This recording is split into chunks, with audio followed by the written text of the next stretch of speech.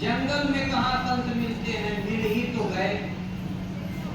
1 घंटा देखते ही रह गए, अजीबो गरीब कौन है यह। तो उन संत के दर्शन से, उनके पुण्य प्रताप से अगले जन्म में वे 3 संतों को भोजन करा। फिर तीसरे जन्म में वह साधु हो गए, चौथे जन्म में दंडी हुए, 5वें जन्म में राजा हुए, 6वें जन्म में राजा होने पर भूल किया तो नरक गए, 7वें जन्म में फिर उनका भजन यथावत चलने लगा। इस प्रकार क्रमशः 24वें जन्म में वे राजकुमार बनकर जन्मे। उन्हें राज्य मिल रहा था, राज्य त्याग दिया, निकल गए भजन में। तो जैन विचारधारा के 24वें तीर्थंकर भगवान महावीर के साधन काल की घटना है कि वह जंगल में एक वृक्ष के नीचे बैठकर भजन कर रहे थे। समीपवर्ती गांव का एक चरवाहा अपने बैल लेकर वहां आया। छाया और शांति देखकर वह वहीं बैठकर विश्राम करने लगा। बैल भी वहीं बैठ गए। थोड़ी देर पश्चात वह चरवाहा उठा और अपने बैलों को वहीं छोड़कर जंगल में घूमने चला गया। कुछ देर के बाद वह लौटकर पुनः वहीं आ गया, किंतु देखा कि वहां बैल नहीं थे। उसने पूछा, महाराज हमारे 2 बैल यहाँ बैठे थे, किधर गए? तो महात्मा ध्यान में लीन थे, कुछ देखा ही नहीं था, इसलिए उससे कुछ बोले ही नहीं, पुनः ध्यान मग्न हो गए। चरवाहा उन बैलों को ढूंढने जंगल में चला गया। बैल समीप ही चल रहे थे। वे पुनः आकर उन महात्मा के पास ही बैठ गए। बैलों को वहां शांति मिली। जब से उन्हें जुए में जोता गया था, तब से रात दिन डंडा उनके पीछे लगा ही रहता था। तो इन महापुरुष के पास का वायुमंडल शांत था। पशु पक्षी वहां विश्राम करते थे। 2-4 घंटे ढूंढने के पश्चात चरवाहा उसी वृक्ष के नीचे पहुंचा तो बैलों को वहीं पर बैठा पाया। उसे क्रोध आ गया।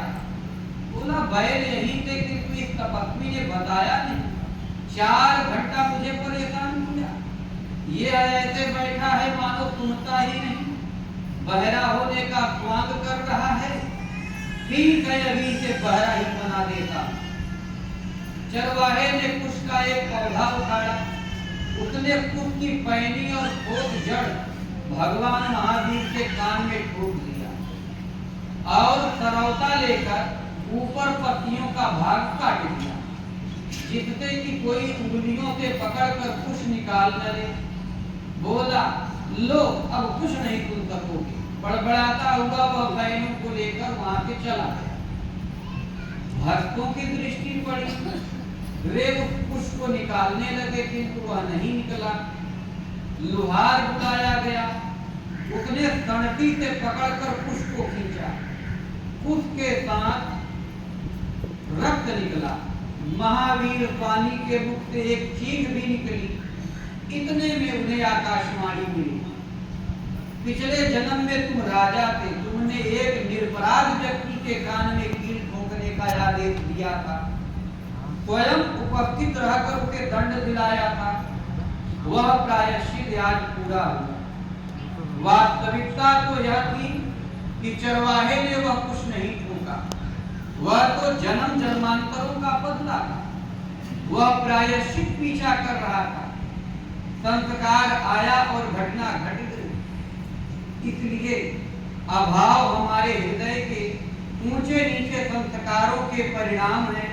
इनका हर्षपूर्वक स्वागत करना चाहिए। जो हमारे जन्म जन्मांतरों के किए हुए कृत हैं वो हमारे सामने आते हैं।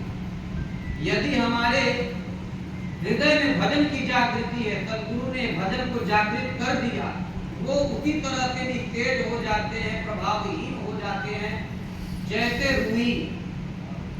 यदि आपको कंकड़ से उठा करके मारा जाए तो ज्यादा चोट पहुंचता है, लेकिन यदि उतने ही वजन के रुई से आप पर आघात किया जाए उसका क्या चोट आपको लगेगी? कभी नहीं लगेगी। तो भगवान के भजन के करने से उन संस्कारों का वेग रुई के समान हो जाता है। वो आएंगे, ऐसा नहीं है कि भजन करोगे तो नहीं आएंगे, वो आएंगे, अपना प्रभाव दिखाएंगे, लेकिन उनकी चोट रुई के समान आप पर लगेगी। तो नेहा विक्रमनाशोक्ति प्रत्यवायो न विद्यते स्वल्पमप्यस्य धर्मस्य त्रायते महतो भया। इस पद में जो है कर्म का नाश नहीं है, उसके फल का नाश नहीं है। यदि स्वल्प आचरण करते बन गया है आपको, तो माया में ऐसी कोई हैसियत नहीं है, कोई ताकत नहीं है कि उसको उखाड़ करके फेंक दे, मुरझा दे। धीरे धीरे वह जो कर्म है, वो जो भगवान का भजन है, आपको वहीं पर एक दिन खड़ा कर देगा, जिसका नाम है मोक्ष, जिसका नाम है परम शांति, परम पद, चाहे आपको 1000 ही जन्म क्यों न लग जाए। इसलिए समय निकाल कर 2-2.5 घंटे भगवान के एक जो 2-2.5 अक्षर का नाम है उसका सतत जप करना चाहिए। फिर भगवान हृदय में जागृत हो जाते हैं, वह भजन चिंतन जागृत हो जाता है, फिर कल्याण करके ही आपका दम लेता है। बोलिए श्री सद्गुरुदेव भगवान की जय।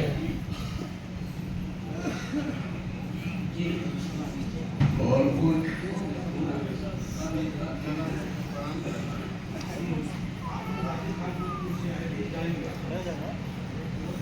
क्या राजस्थान से आए थे, आज जाएंगे।